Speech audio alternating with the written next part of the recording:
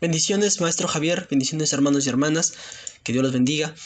En esta oportunidad, el grupo número 4, que somos estudiantes de licenciatura, en teología, vamos a exponer para el curso de historia de la iglesia número 1 acerca de las invasiones de los francos y sus repercusiones o la influencia que tuvo también en la iglesia en la edad antigua, es decir, hasta antes del año 500. Para ello tenemos que conocer en primer lugar quiénes eran los francos. Los francos eran precisamente grupos germánicos o pertenecían a los grupos germánicos originarios del Bajo Rin, es decir, lo que estaban ubicados al este del Rin.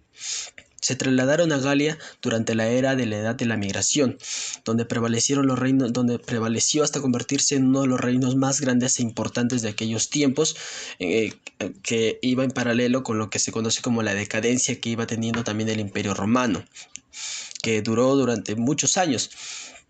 Y precisamente influyó también en la caída del Imperio Romano en occidental. Su influencia alcanzó un punto más álgido con Carlomagno alrededor de la segunda mitad del siglo VIII y principios del siglo IX. Al igual que muchas otras tribus germánicas occidentales, que entró a formar parte del Imperio Romano en su última etapa de la caída, convirtiéndose más o menos en lo que se llegó a conocer como una especie de colonia o de foederati, si es que es la palabra correcta, asentándose en una parte del Imperio Romano, y que poco a poco fue precisamente escalando para poder hacerlo, para poder tomar parte del imperio. Y los francos llegaron a reinar en una de las zonas que abarca mayor parte de los actuales países que hoy se conocen como Francia, Bélgica y Países Bajos, así como la región de Franconia, ubicado en Alemania.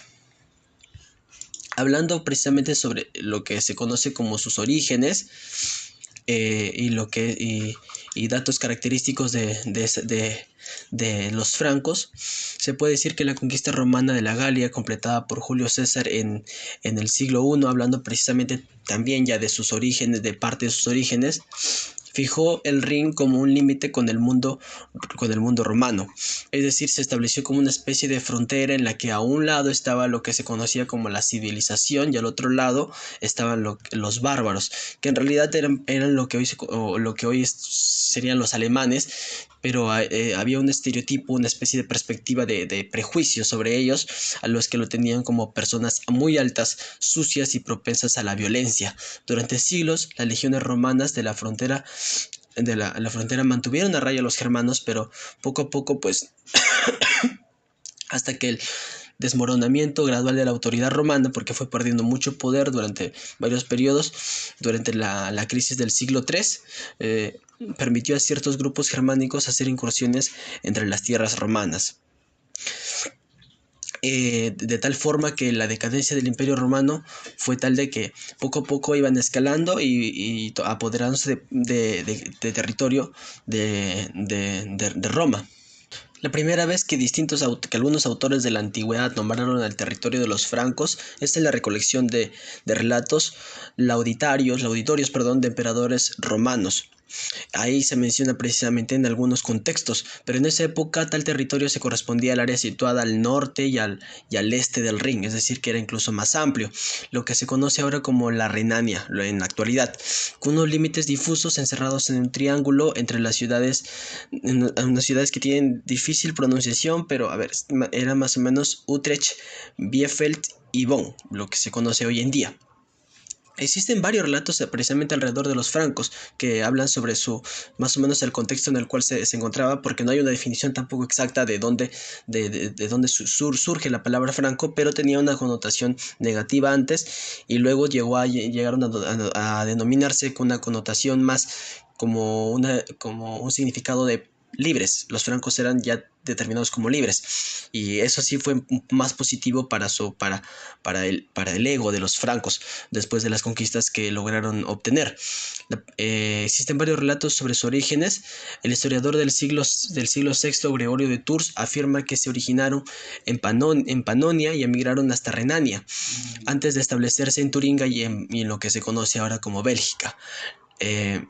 Otras de las características que tenía este pueblo es que su ego era tan grande, o su ambición era tan grande, que llegaron a haber mitos alrededor de ellos.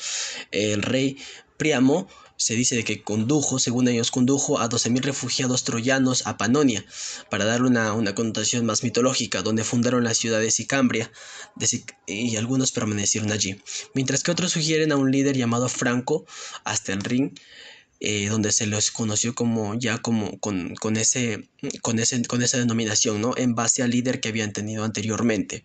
Entre los años 355 y 58, el emperador Juliano, el pagano, intentó dominar nuevamente las vías fluviales del Rin bajo el control de los francos, y una vez más volvió a pacificarlos, porque había disturbios en esa zona, porque recordando de que los francos habían llegado a esa zona con el deseo de expandirse más, pero no era beneficioso, para aprovechándose precisamente de la decadencia de la seguridad que estaba teniendo el Imperio Romano sobre sus propios terrenos, sobre sus propios territorios.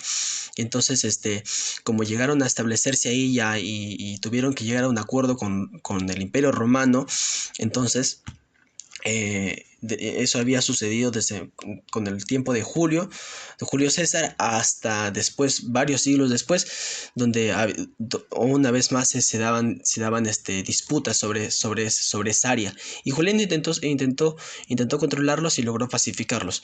Roma les concedió una parte considerable de Galia, en lo que se conocía ahora como Bélgica, y momento a partir del cual pasaron a ser como una especie de foederati, o como una especie de tratado. Se estableció como una especie de alianza con el Imperio Romano, aunque el emperador forzó el retorno de los camavos a Amalant.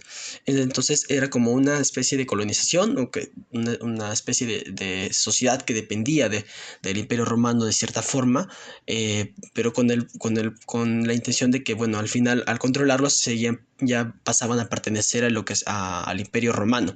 De este modo, los francos se convirtieron precisamente en el primer pueblo germánico que se asentó de manera permanente dentro del territorio romano. El neerlandés hablado en Flandes tiene su origen precisamente más o menos por esa unión, que poco a poco fue moldeándose incluso las costumbres, las culturas, y por ende también en las creencias y el lenguaje y la economía, la forma en la que se tuvieron que adaptar a los francos, al contexto al cual ahora pertenecían, por precisamente al ya formar parte ya del Imperio Romano. Ya no era un grupo muy exclusivos entre ellos, sino que ya eran parte de. Algunos francos prosperaron precisamente ahí, y a otros que tuvieron nombre, hubo personas de renombre, y algunos otros no tanto, porque seguían siendo como subyugados al Imperio Romano. Pero a pesar de ser aliados de Roma, desde la década de 420, los francos aprovecharon la decadencia de la autoridad romana sobre Galia para extenderse al sur, de manera que fueron conquistando gradualmente mayor parte de la Galia romana al norte del río Loira y al este de Aquitania visigoda, en tal forma de que durante toda esa década fueron incrementando su poder, porque ya no eran solamente, porque ahora tenían incluso los recursos necesarios, y ya no simplemente estaban subyugados al Imperio Romano, sino que aprovechaban la decadencia que estaba teniendo para acrecentarse más y más al sur. La invasión de los francos presionó hacia el sureste, o más o menos entre el Somme y la ciudad de Münster, y avanzó a la región parisiana, lo que se conoce como el territorio de París hoy día, donde terminaron tomando el control romano que ejercía Siagrio, que era una autoridad romana también en aquellos años, y prosiguió hasta los territorios al sur del río Loira, desde donde se expulsó a los visigodos a partir del año 507. Ahora, hablando sobre ya su establecimiento, y tomando ya poder sobre varios territorios del Imperio Romano, podemos hablar de que sus características culturales, sus expresiones culturales, su lenguaje y su legislación y religión fueron moldeándose de tal forma de que ya era visible que a pesar de que habían ellos tomado control sobre varios de los territorios romanos, era inevitable de que esas expresiones culturales precisamente se moldearan de acuerdo al contexto al cual al cual ellos estaban llegando ahora. Entonces, hablando de su religión, los francos se convirtieron al cristianismo precisamente ya años después, ya de manera oficial, en el reinado de Clodoveo. Y es que establecieron incluso su propio reino de acuerdo a las conquistas que iban teniendo. Las primeras conquistas, hablamos en este momento de las primeras conquistas. Con Clodoveo I, que reinó alrededor del 481 hasta el 511, más o menos unos 20 años. Antes de eso, hay que mencionar de que él se casó con una princesa católica. Y seamos más precisos, se casó con una princesa católica burgundia llamada Clotilde en el 493. Y teniendo en cuenta de que tomó el poder muy joven, pues entonces él se hizo susceptible, creyó en el cristianismo y entonces declaró al cristianismo como una religión oficial. Ya pues si él se hizo cristiano, entonces era cuestión de poco tiempo para que el imperio, su pequeño imperio también tomara esa creencia. Pero antes de ello ellos habían sido paganos, practicaban una variante del paganismo germánico que tenía una cuestión mitológica muy grande. Se centraba precisamente esta mitología en múltiples deidades vinculadas con otros dioses y con otros cultos locales que habían tenido influencia debido a la diversidad de grupos germánicos que habían durante esos tiempos.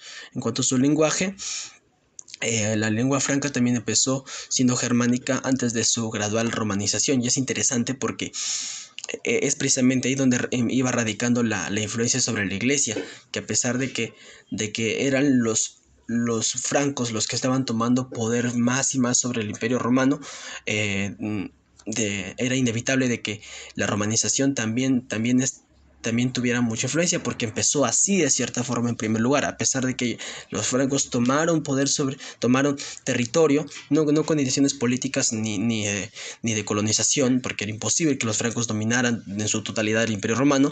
Al haberse acrecentado y tomar posesión de cierto territorio y haber estado subyugados de todas formas al imperio romano, fue así como en Roma, como en un principio tenía poder sobre ellos, la romanización era inevitable y en ese momento pues el cristianismo estaba en abundancia en el imperio romano. Entonces ya después, cuando los francos empezaron a tomar territorio de los romanos, pues ya eran realmente pues francos romanizados que estaban intentando simplemente tomar poder sobre un imperio en decadencia, pero ya habían recibido la influencia indudablemente. La lengua original era un dialecto germánico occidental, porque por ahí empezaron, por el área occidental del Imperio Romano, diferente tanto del gótico germánico oriental como del nórdico antiguo o siquiera del germánico septentrional. Cuando los francos se asentaron en Bélgica y el noreste de la Galia, que es más o menos por el área que le dieron en un principio a los francos, cuando llegaron a esa zona, se mezclaron con la población galorromana local y aprovecharon cambios lingüísticos en ambos grupos de la población. Un intercambio que incluso hasta el día de hoy se sabe de que hay distintas formas de hablar un mismo dialecto, precisamente por ese tipo de contexto en el cual se vivió en esos años. Y en cuanto a sus leyes, antes de su unificación, cada tribu franca seguía su propio conjunto de leyes memorizadas o ejercidas también, o plasmadas por un solo legislador. Entre el año 507 y 511, durante el reinado de Clodoveo, se redactó un código de derecho civil, que es uno de los primeros realmente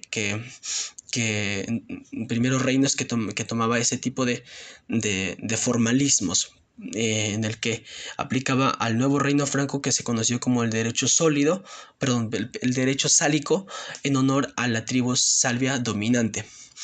Eso es lo que se sabe acerca de su religión, su lenguaje y sus leyes. Que hablando de leyes, pues era también la manera en la que empezaron a ejercer una civilización que los iba desligando de lo que se conocía como los bárbaros, porque empezaron a tomar un orden que en realidad era muy influenciado también por la romanización, porque la romanización al fin y al cabo fue el primer impacto transcultural que había tenido en que había tenido los francos con los romanos. Y entonces adoptaron los francos terminaron adoptando algunas de las maneras en las que incluso se ejercía poder en, en, en su reinado en la época en la que estaba en su apogeo, ¿no?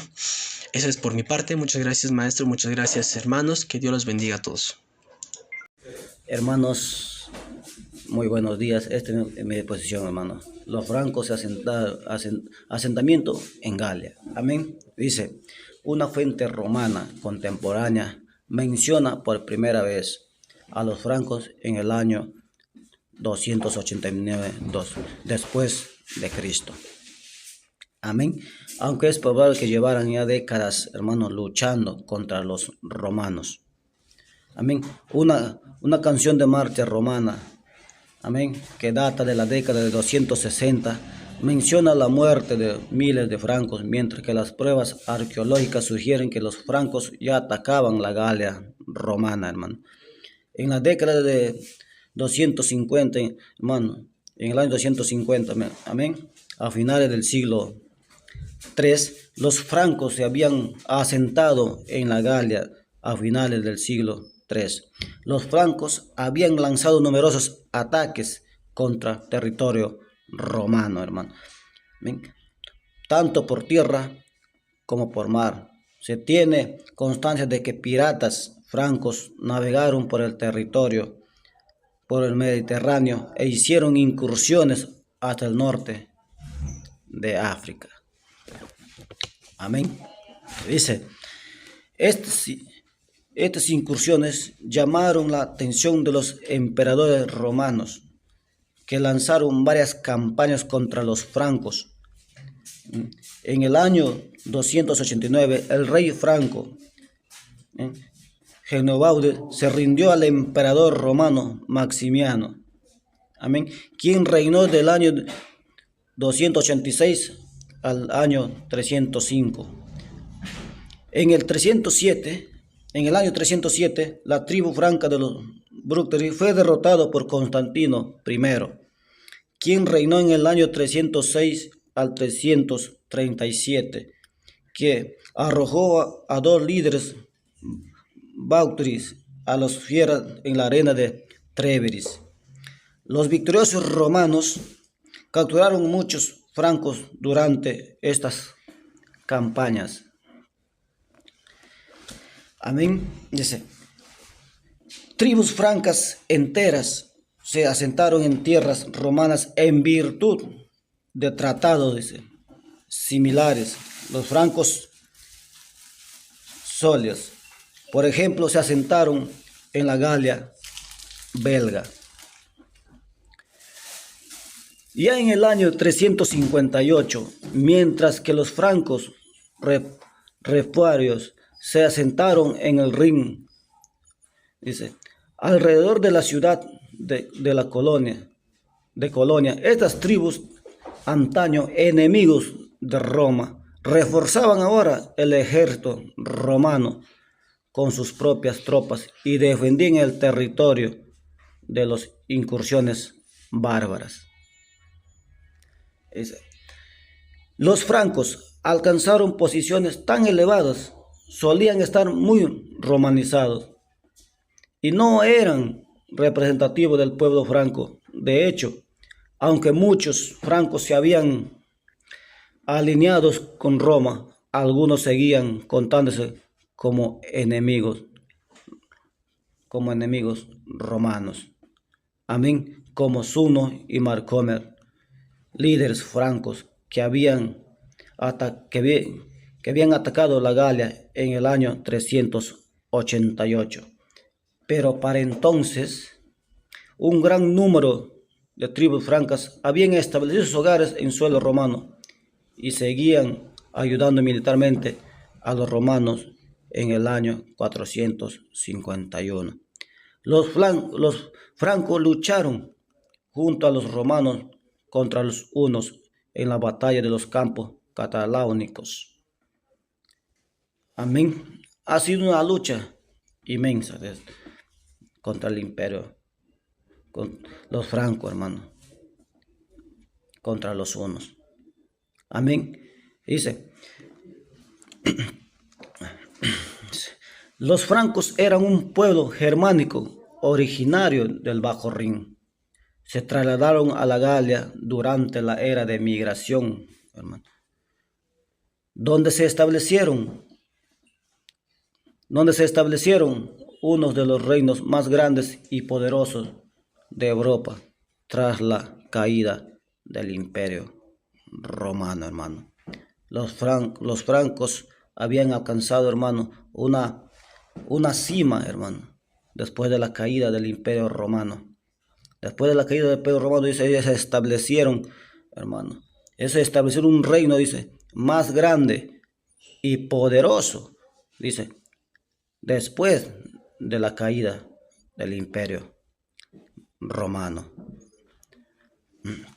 Dice, pero hermano, de Occidente, su influencia, dice, que alcanzó su punto álgido con Carlos Magno en el año 742 y 814. Amén. Dice, ayudó, dice, a definir Europa en la Edad Media y posteriormente, dice, y posteriormente. Los francos eran un pueblo germánico originario del Bajo Rin. El Imperio Romano de Occidente los asentó originalmente en Bélgica y a lo largo del Rin, pero terminaron conquistando la Galia y expandieron su influencia hasta abarcar gran parte de Europa occidental y central. Amén, hermanos. Los francos, los francos se habían posicionado, hermano, habían ganado territorio, se habían asentado ya en Galia. Amén. Se habían asentado en Galia y alcanzaron, dice, un reino, hermano, más grande y poderoso, dice, que había alcanzado en esos años. Amén, hermanos. ¿Qué tal, hermanos? Dios los bendiga. Mi nombre es Luis. Yo voy a hablar un poquito de los merovingios. Bueno, empezamos un poquito contando cómo comenzó el gobierno de los merovingios. Clodoveo comenzó su conquista de la Galia en 486, cuando derrotó a Siagria, el último gran funcionario romano en la Galia, y capturó la ciudad de Soissons. Desde esta base de poder hizo campaña contra los alemanes, los burgundios y los visigodos, expandiendo la influencia franca por la Galia y Aquitania. Se convirtió al cristianismo catolicismo, hacía 496 años, iniciando la cristianización gradual de los francos. Su conversión fue importante para hacer de la Galia Franca un bastión del catolicismo en lugar del arrianismo, una secta rival del cristianismo favorecida por otros reinos bárbaros. Hacia el final de su reinado, Clodoveo se apoderó sin piedad de los demás reinos francos e hizo matar a sus líderes. Por primera vez, los francos se unieron como un solo pueblo. A su muerte en 511, Clodoveo gobernaba como rey de todos los francos y dominaba toda la Galia excepto Borgoña, Provenza y Septimania. A la muerte de Clodoveo, el reino merovingio se dividió entre sus 4 hijos, sentando un peligroso precedente para futuras sucesiones.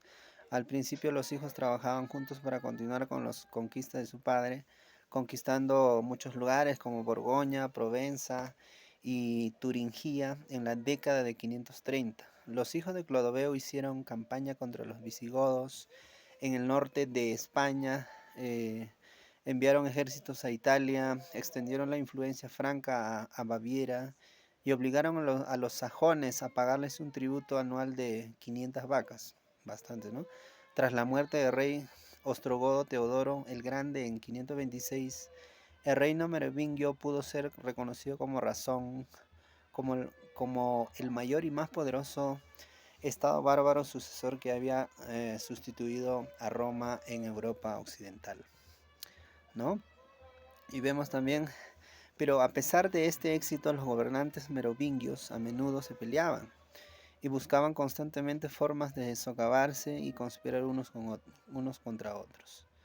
En el año 558, el hijo menor de Clodoveo, Clotario I, que gobernó en 511 y 560, hasta 561, se alzó como vencedor tras décadas de rivalidad con sus hermanos, que incluyeron el asesinato de sus sobrinos y la ejecución de su propio hijo. Clotario I reunificó el reino franco bajo su propio dominio, sobreviviendo a sus hermanos y heredando sus tierras. Sin embargo, su reinado duró menos de 3 años antes de morir en 561 y el reino fue dividido una vez más entre sus cuatro hijos, momento en el que los 3 merovingios de Neustria, Austria y Borgoña comenzaron a tomar forma. La muerte de Clotario I dio lugar a una nueva ronda de intrigas, guerras civiles y asesinatos, alimentada por la rivalidad entre la reina Brunilda de Austria, ¿no?, la reina Fredegunda de Neustria. El conflicto duró décadas y estalló en guerras por poderes entre los hijos y los nietos de esta reina hasta en el año 603, cuando la reina Brunilda fue finalmente derrotada y ejecutada por el rey Clotario II. Para asegurar su posición, se vio obligado a otorgar enormes concesiones a la nobleza. El Edicto de París de 614 codificó los decretos tradicionales de la aristocracia y descentralizó el poder en manos de las élites regionales, ¿no? Y vemos también, se incrementó el poder del alcalde de palacio, ¿no? En 617 estos alcaldes pasaron a ocupar sus cargos de forma vitalicia y se les permitió legislar en sus propios reinos como considerasen oportuno, como señalaba la erudita Susan Weisbauer. Clotario II había hecho un pacto con el diablo. Con estas concesiones se había asegurado su propio poder a expensa de la autoridad de la corona merovingia.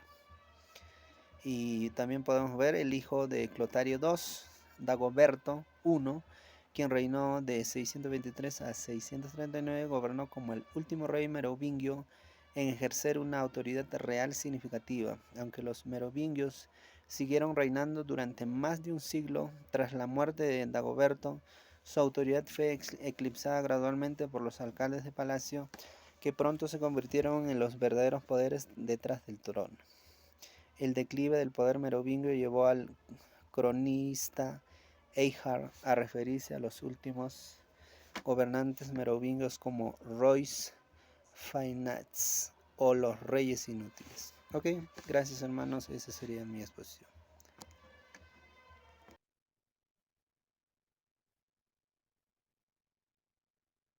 Que la gracia de Dios esté con usted, profesor Javier, compañeros, amados hermanos. Les saludo en el nombre de Cristo Jesús. Mi nombre es Keren Eunice Flores Alvarado. En esta oportunidad voy a hablar sobre la dinastía o dinastía de los carolingios.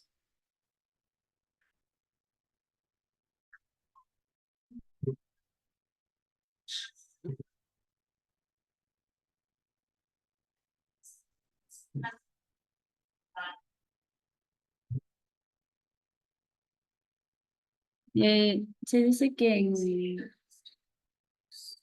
687 el reino de Austrasia derrotó a Neustria y Borgoña en la batalla de Tetris y se convirtió en el reino dominante de Francia. Dice, esto aumentó el poder de la familia aristocrática, conocido alternativamente como los Pipinidas o Arnulfitas, que habían servido continuamente a los alcaldes de palacios de Austrasia desde los días Dagoberto, servido continuamente en el primero, Dagoberto I. La nueva influencia sobre la totalidad de Francia, los pipinidas no pudieron tomar el trono para sí mismos y siguieron gobernando a través de sus títeres, los merovingios. Los francos aún no aceptaban que ninguna otra dinastía gobernara sobre ellos. Esta actitud cambiaría tras el dinámico reinado de Carlos Martel en 688 a 741. Un vástago del clan de los Pipinidas se convirtió en alcalde del Palacio de Austrasia en 715. Cuando su rey títere merovingio Teodorico IV murió en 737, no se molestó por poner un gobernante hacia su muerte en 741. Carlos condujo a los francos a la victoria sobre el califato omeya en la batalla de Tours en 732, consolidando así su papel como gobernante de Francia. Cuando su rey títere merovingio Teodorico IV murió en 737, la influencia de Carlos Martel había llegado a tal punto que ni siquiera se molestó en poner un gobernante hacia su muerte en 741. En 751, 10 años más, el hijo de Carlos Martel, Pipino el Breve, quien reinó de 751 a 768, consiguió el apoyo del Papa Zacarías para gobernar, para derrocar el último rey de Merovingio. Pepino se hizo con el trono y nació la dinastía carolingia. Y viene la dinastía carolingia. Pipino se hizo con el trono, fue en 751. Pipino murió en 768. Las tierras francas se dividieron entre sus Carlomán, que reinó de 768 a 771, y Carlos, más conocido como Carlomagno, que reinó también en 768 a 814. Los dos reinaron como correyes hasta la muerte de Carlomán en 771. Desde allí se convirtió Carlomagno el rey único.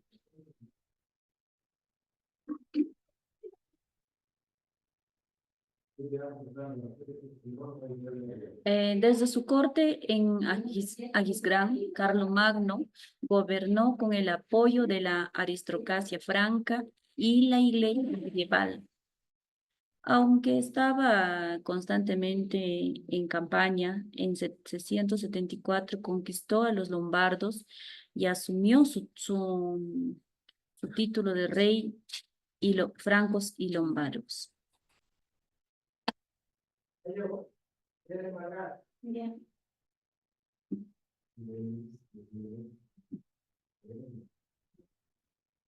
También luchó contra los vascos en los Pirineos, los sarracenos en España. También luchó contra los ávaros de Hungría. Estas conquistas no se produjeron sin dificultades como las implican de las guerras sajonas. El nombre dado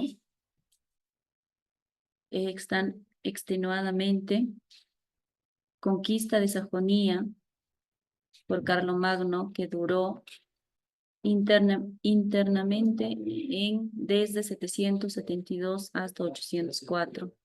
A pesar de la larga duración del conflicto, Carlomagno terminó imponiéndose, incorporando a Sajona a su reino y por la fuerza a los sajones paganos al cristianismo. Y a su muerte en En el año 814, Carlos Magno se había duplicado eh, el tamaño de su reino franco. El 25, el 25 de diciembre de 800, Carlos Magno fue coronado como emperador del Sacro Imperio Romano Germánico por el Papa León III.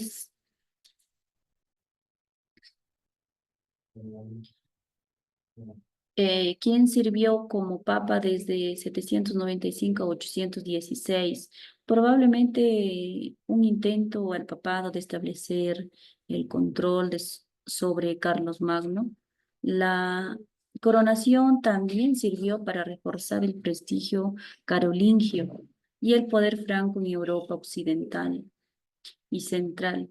El imperio de Carlomagno, más tarde conocido como el Imperio Carolingio, se extendía sobre el norte de España hasta Hungría y hasta dominando en gran medida por los francos. Coincidió con un periodo de actividad cultural conocido como el Renacimiento Carolingio, en el que se produjo un aumento de la literatura, escritura, la música, la jurisprudencia y los estudios bíblicos.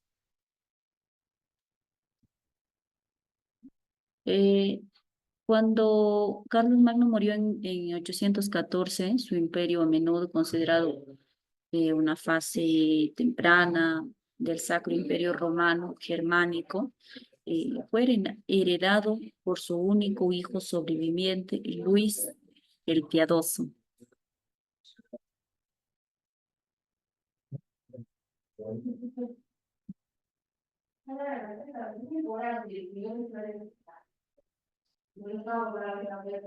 Llamado Ludovico Pío, quien reinó de 813 a 840. 3 años después de la muerte de Luis en 840, el imperio se dividió en 3 reinos para evitar la guerra civil entre sus hijos: la Francia, la Francia oriental, la Francia media, la Francia occidental. Se convirtió en el reino de Alemania, el reino de Francia occidental, en el reino de Francia, el reino medio y los reinos lotaringias en Italia. Aunque el término franco siguió utilizándose, eh, a partir de entonces ya no tenía una definición étnica, sino que se empleaba para referirse más ampliamente a los europeos occidentales católicos. Durante las cruzadas, por ejemplo, los cristianos ortodoxos orientales y los musulmanes se referían a las cruzadas de Europa occidental y central como francos o latinos. Dicen. Entonces, en conclusión, los francos que un día fueron una confederación de tribus germánicas situadas en el largo del Rin, alcanzaron tal poder e influencia que, que,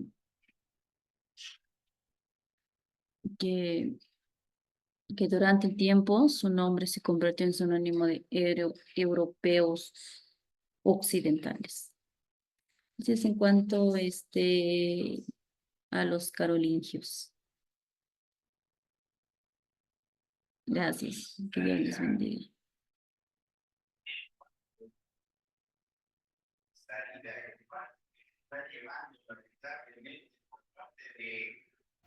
Amados hermanos, y retomo en este momento la exposición para hablar un poco de las conclusiones. Y es que podemos decir, tal como lo dice el texto, que los francos en su momento fueron una confederación de tribus germánicas y todas a lo largo del Bajo Rin. Y hay otros textos incluso que nos hablan de que cada grupo germánico, aun si pertenecían al mismo grupo general de los francos, de todas formas pues cada uno tenía una particularidad, ¿no? Y alcanzando ellos un gran poder, lograron hacerse de él, y una gran influencia que durante un tiempo su nombre se convirtió en sinónimo de europeos occidentales, es decir, que prácticamente solo los francos podían abarcar toda esa generalización de europeos occidentales, como si se hubiesen adueñado de todo ese espacio, y así fue, a pesar de que en un principio los romanos lo consideraban como los bárbaros, como personas incivilizadas, pues poco a poco tomaron, incluso valiéndose del propio ejemplo de los romanos, tomaron el poder y lograron hacer una civilización muy grande y muy amplia de él. Influyeron en el desarrollo de Europa desde el punto de vista lingüístico, jurídico, cultural y religioso.